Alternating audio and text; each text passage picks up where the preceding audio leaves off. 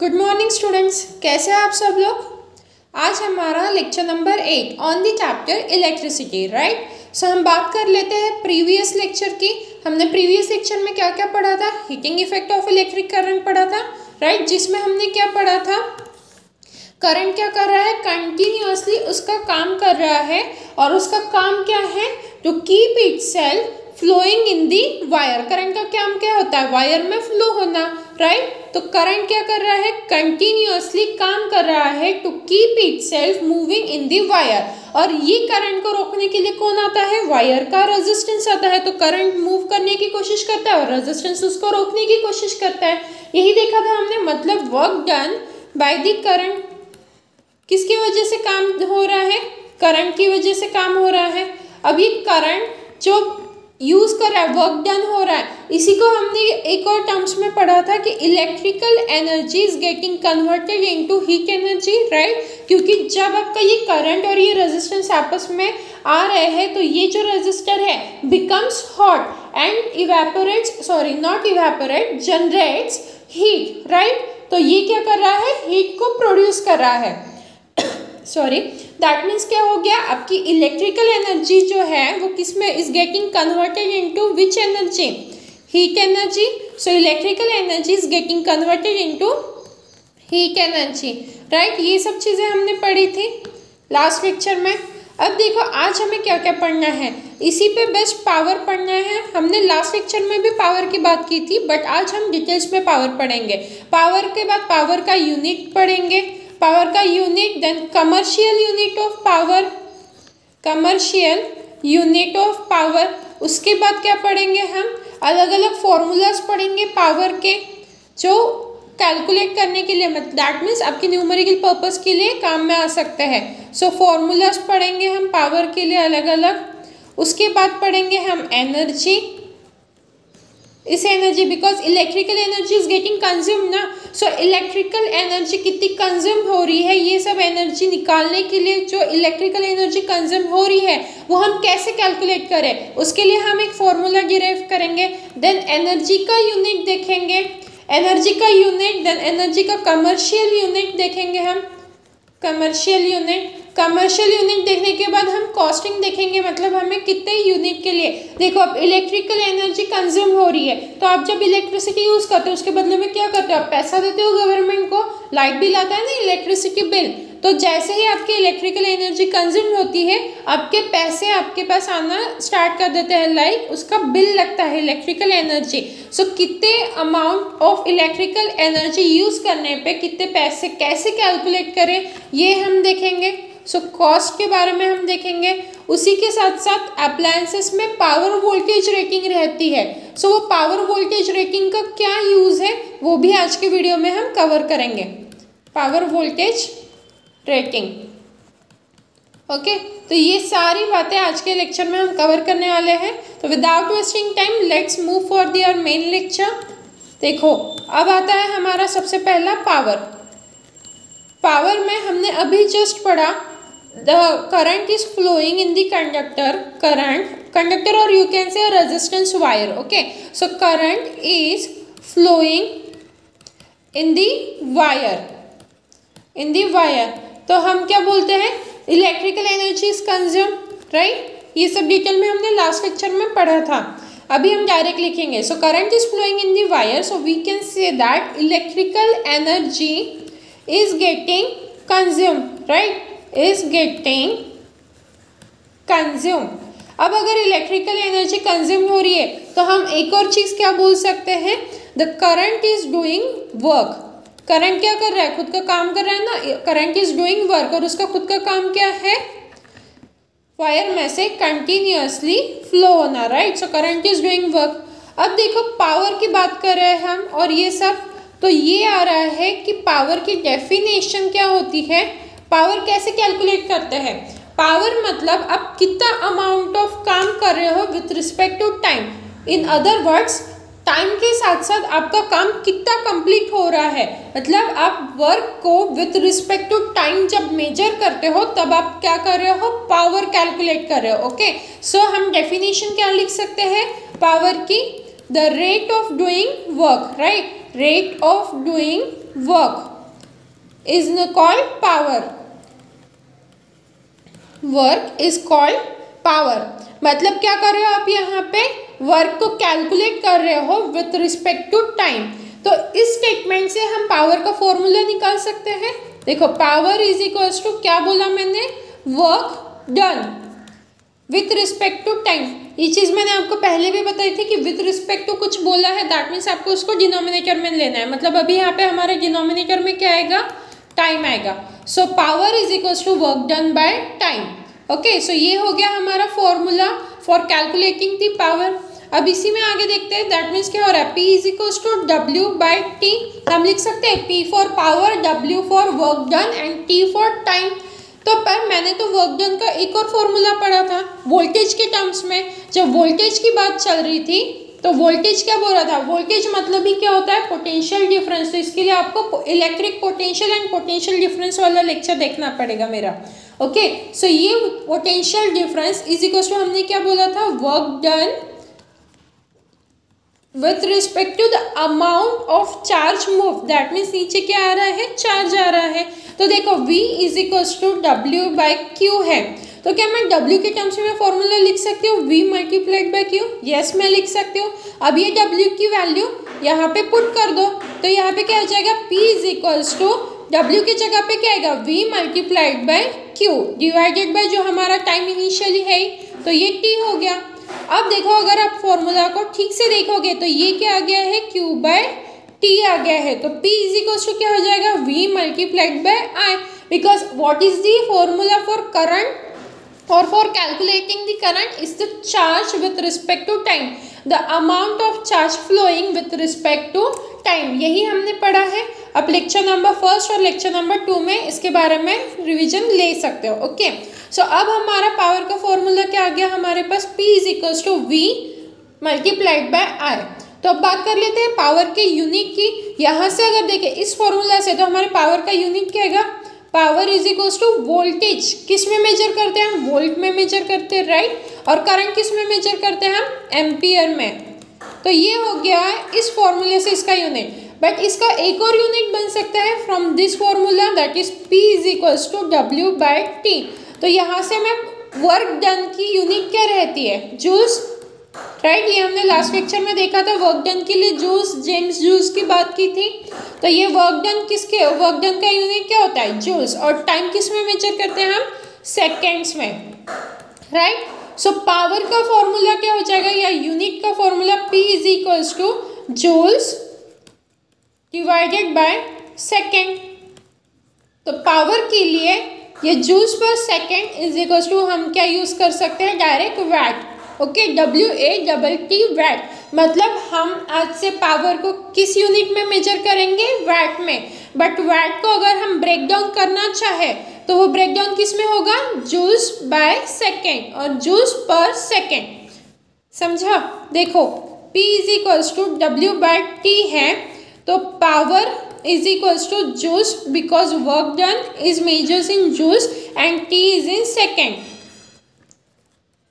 But in general हम इसको VAT का नाम भी दे सकते हैं। मतलब watt, 1 watt is equals to 1 joule upon 1 second. मतलब 1 वैट पावर कब कंज्यूम हो रही है, अगर मैं बोल रही हूँ कि कोई भी इलेक्ट्रिकल अप्लायंसेस है मेरा, कोई भी सामान ले लो जो घर के सामान होते हैं इलेक्ट्रिक, जो इलेक्ट्रिसिटी पे चलते हैं, तो वो सामान मेरा 1 वैट मतलब 1 यूनिट ऑफ पावर मेजर कर रहा है, 1 वैट पावर यूज कर रहा है।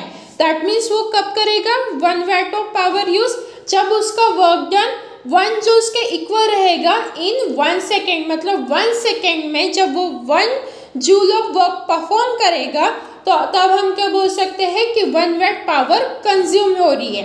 ओके, आई एम रिपीटिंग, जब मेरा अप्लायंसेस, मेरा इलेक्ट्रिसिटी पे चलने वाला होम अप्लायंसेस 1 वर्क और 1 जूल ऑफ वर्क परफॉर्म कर रहा है इन 1 सेकेंड, तब मैं क्या बोलूँगी कि पावर कितना हो रहा है, 1 वैट। तो ये हो गया 1 वैट के लिए। बट देखो ये जो वैट है ये क्या है, काफ़ी स्मॉल यूनिट कंसिडर होता है, स्मॉलर यूनिट है ये, स्मॉलर यूनिट। और इंडस्ट्रियल एरियाज़ में वगैरह पावर बहुत ज़्यादा कंज्यूम होती है। इंडस्ट्रियल एरिया बोलो, इवन हमारे घरों में, हमारी हाउसेस में पावर इससे ज़्यादा अमाउंट पे यूज़ होती है। तो ये छोटा सा यूनिट हम यूज़ नहीं करते, तो हम कौन सा यूनिट करते हैं?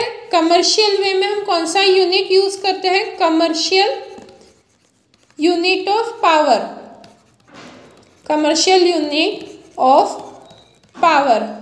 तो कमर्शियल छोटा सा यूनिट, हमारा स्मॉलर यूनिट कौन सा है? Watt, right. तो commercial unit of power is nothing but kilowatt. हम उसको क्या नाम देते हैं? किलोवाट। हमारे घर में अगर पावर कंज्यूम हो रही है तो हम उसको वैट के टर्म्स में मेजर करेंगे? नहीं, हम उसको कौन से टर्म्स में मेजर करेंगे? किलोवाट के टर्म्स में मेजर करेंगे। जहाँ पर भी इलेक्ट्रिक पावर कंज्यूम हो रही है वो सभी अमाउंट किस में कैलकुलेट हो रहा है? किलोवाट के टर्म्स में। तो 1 किलोवाट मतलब कितना वैट हो जाएगा? 1 kilowatt is equals to 1000 watts, right. 1000 watt. और अगर 1 वैट निकालना है आपको कहीं से, 1 वैट, तो वो क्या हो जाएगा? 1/1000 किलोवाट। ओके, सो अब देखो, इन जनरल किलोवाट को हम kW से रिप्रेजेंट कर सकते हैं, वैट को हम W से रिप्रेजेंट कर सकते हैं। ओके, सो किलोवाट को kW से रिप्रेजेंट किया जाता है और वैट को W से रिप्रेजेंट किया जाता है। अब आगे और देख लेते हैं पावर के कुछ फॉर्मूलाज। हमने अभी तक पावर के कौन से फॉर्मूला देख लिए? W/T, that is work done by time. और अभी हमने एक और फॉर्मूला देखा VI, राइट। अब देखो यहाँ पे VI है, तो ओम्स लॉ से मुझे क्या पता है? ओम्स लॉ क्या होता है मेरा? V इज टू IR होता है। तो अगर मैं ये V की वैल्यू यहाँ पे पुट कर दूँ तो क्या मिलेगा मुझे? P इज टू V की जगह पे क्या डालना है मुझे? IR एंड मल्टीप्लाइड बाय जो हमारा इनिशियली I यहाँ पे प्रेजेंट ही था ये, तो ये क्या हो जाएगा? I²R, right. तो अब ऐसी नाइंसाफी क्यों? सिर्फ वोल्टेज का ही क्यों हम फॉर्मूला डालेंगे? हम करंट को भी रिप्लेस करेंगे। तो अगर मैं ओम्स लॉ को करंट की टर्म्स में लिखूँ तो क्या हो जाएगा मेरा? V/R, right. तो बस पुट कर दो, P इज टू VI में हम अभी क्या कर रहे हैं? I को रिप्लेस कर रहे हैं। तो क्या हो जाएगा? ये V जो हमारा इनिशियली था मल्टीप्लाइड बाय I की जगह पे हम क्या डालेंगे? V/R।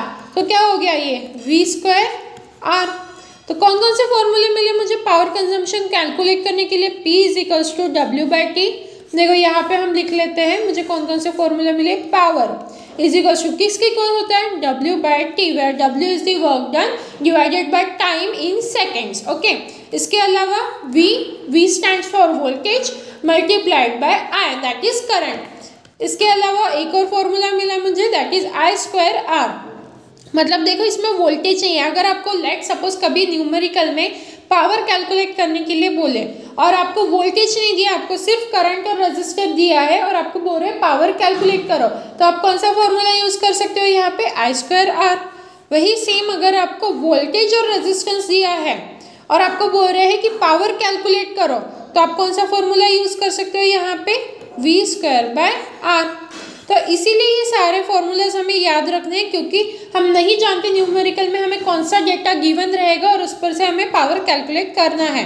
तो इसीलिए ये देखो, अगर आपको वर्क डन और टाइम की वैल्यू दी है तो W/T यूज़ कर सकते हो। And similarly other formulas depending on the situation of the numerical, आपको ये सारे फॉर्मूलाज यूज़ करने हैं। Okay, and in general power का यूनिट वैट ही रहता है, बट वैट काफ़ी छोटा यूनिट रहता है, इसीलिए कमर्शियल पर्पस के लिए, जैसा अगर हमारे घर में कितना पावर कंज्यूम हो रहा है या कोई इंडस्ट्री में कितना पावर कंज्यूम हो रहा है, तो वह हम किस में कैलकुलेट करते हैं? कमर्शियल यूनिट क्या है इसका?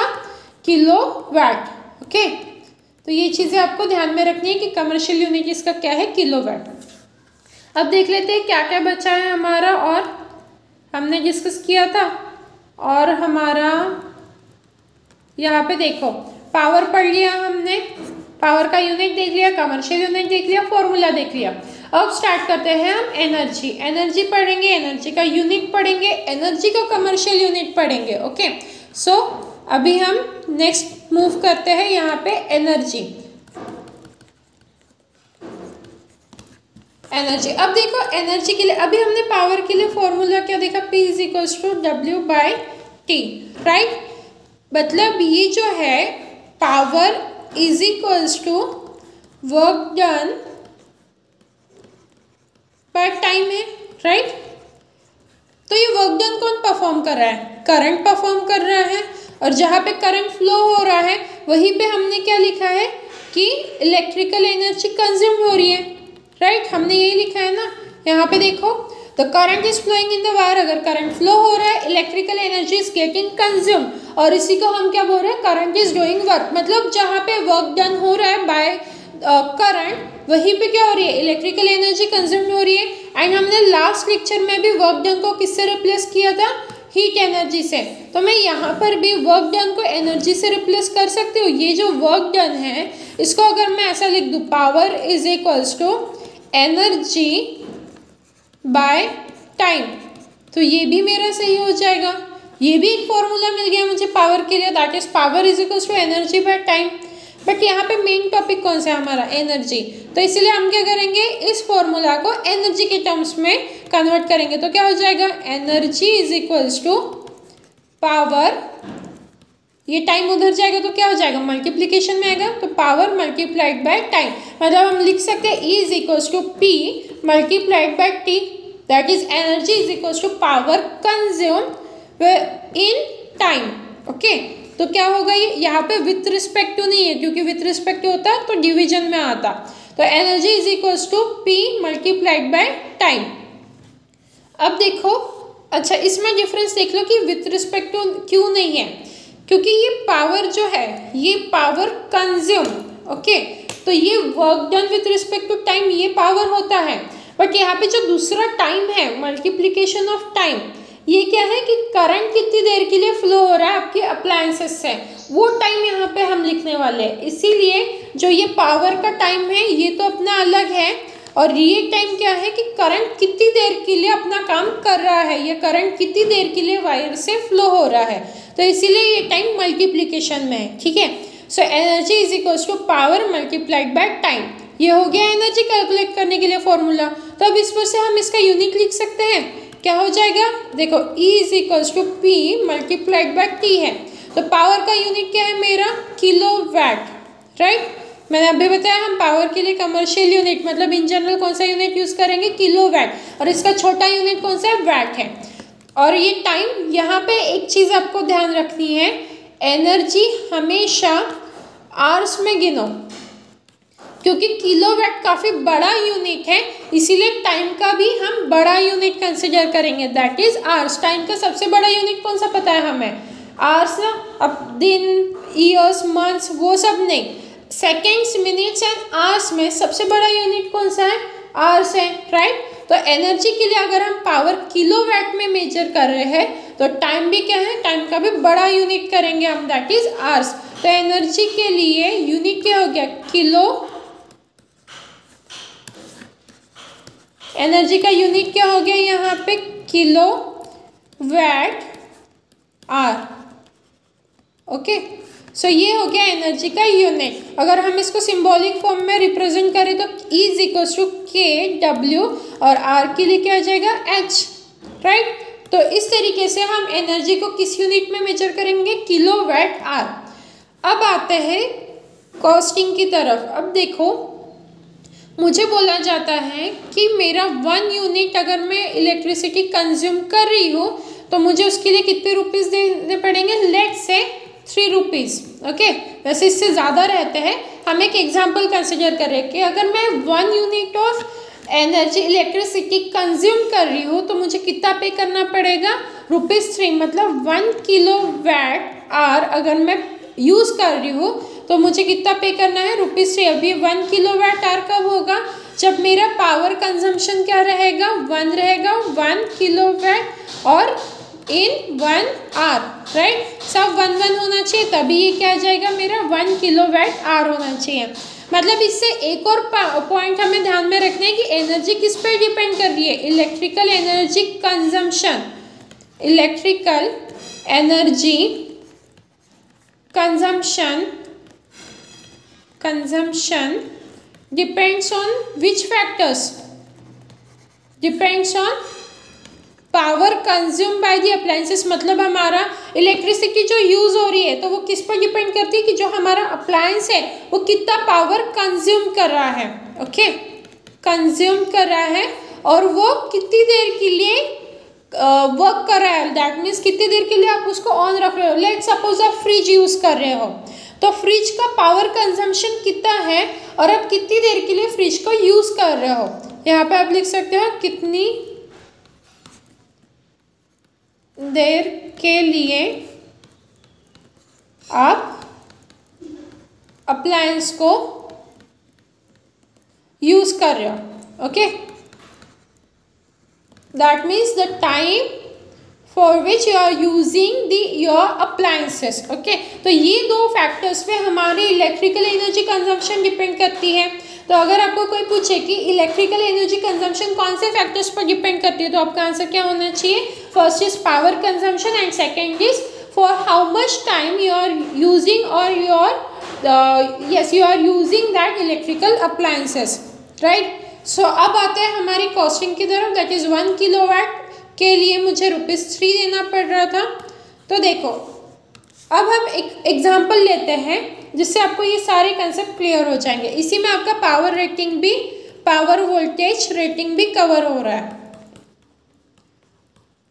वोल्टेज रेटिंग देखो, अगर मैं बोल रही हूँ कि कोई एक मेरा बल्ब है, ठीक है, बल्ब हमारा प्यारा सा ये बल्ब हार्ट शेप दिख रहा है, ये यहाँ से गोल है। ओके, सो ये हो गया हमारा बल्ब।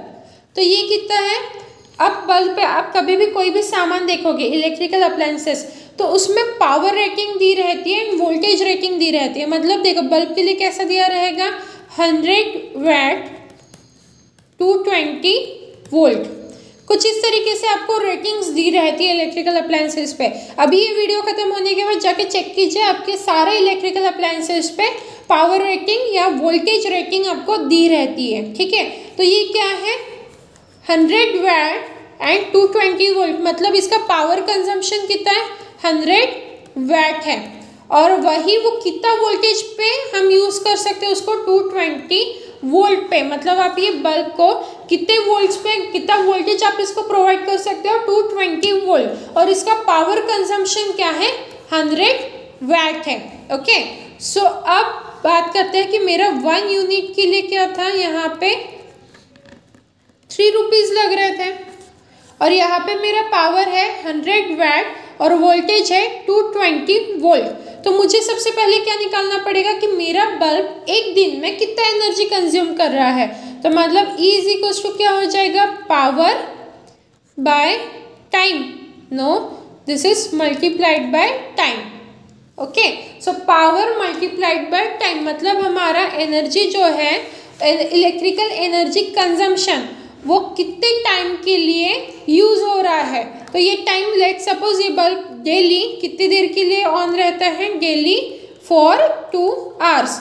डेली ये कितनी देर के लिए रहता है, 2 आवर्स के लिए। मतलब अगर मैं एक दिन में 2 घंटे के लिए यूज़ कर रही हूँ तो पूरे 30 दिन में कितने घंटे के लिए यूज़ करूँगी, ये क्या हो जाएगा, 30 multiplied by 2, that is equals to 60 hours, right. 60 hours हो जाएगा ना। Wait a minute, let me correct.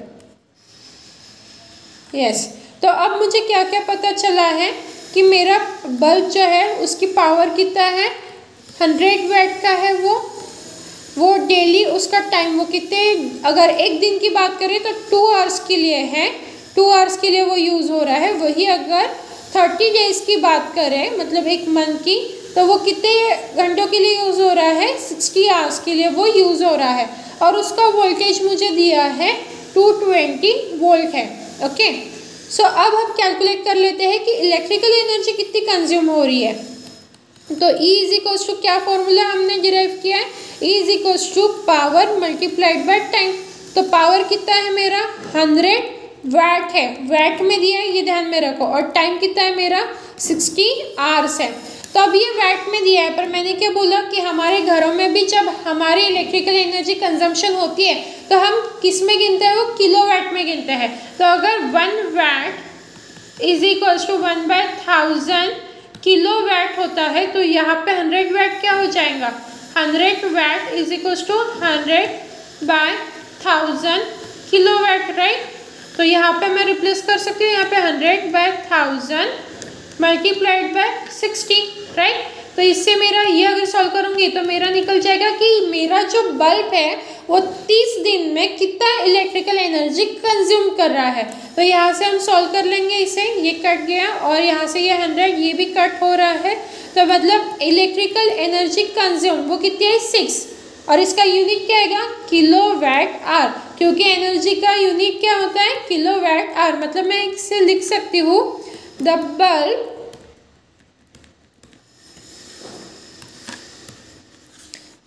here the bulb is consuming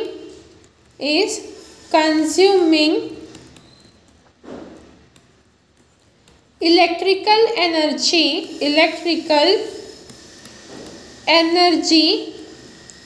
equals to 6 kilowatt hour for 30 days।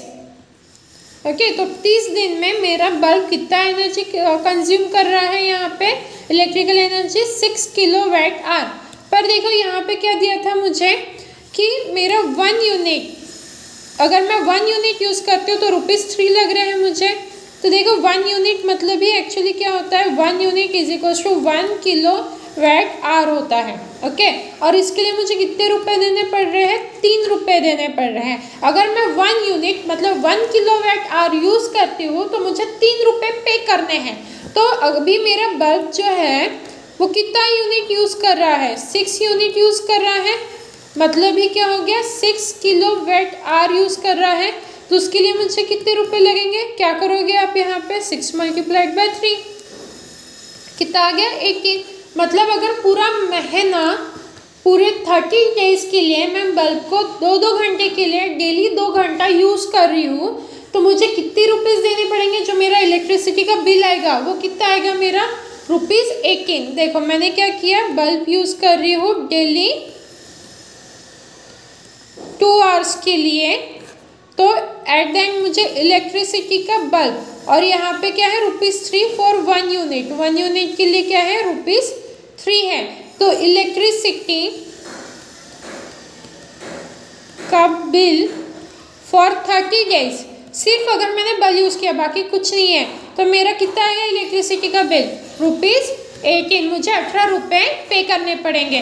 तो इससे आप कैलकुलेट कर सकते हो कि हाउ मच इलेक्ट्रिकल एनर्जी और consuming, that means your electrical appliances are consuming, okay. So calculate करके आप मुझे कमेंट सेक्शन में बता सकते हो कि आपका कौन सा इलेक्ट्रिकल अप्लायंसेस कितनी एनर्जी कंज्यूम कर रहा है और आप उसके लिए कितना पे कर रहे हो, ओके। सो आई होप आपको ये वीडियो ध्यान में आया है। अगर आपको सारे कंसेप्ट क्लियर है देन वेल एंड गुड। अगर आपको फिर भी कोई डाउट है आप कमेंट सेक्शन में पूछ सकते हो। सो आई होप वीडियो आपको पसंद आई है एंड आपने एंजॉय किया है। Thank you.